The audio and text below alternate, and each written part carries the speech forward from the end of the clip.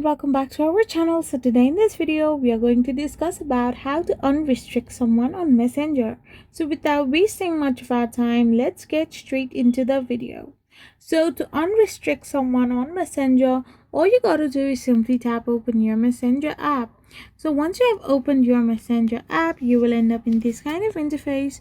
So simply tap on the menu option on the bottom right hand side of the corner and go to your settings. So once you're in your settings, simply scroll down below, and once you have scrolled down, go to privacy and safety.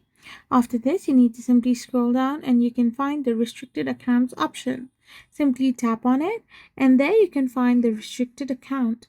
Simply tap on that particular account and tap on continue. After doing this, you can simply tap on the unrestrict button. Once this is done, they will be unrestricted from your messenger and they can now simply call you and message you freely. I hope you found this video helpful, so don't forget to hit that subscribe button and do give us a thumbs up. We will be back again with more informative videos. Thank you for watching.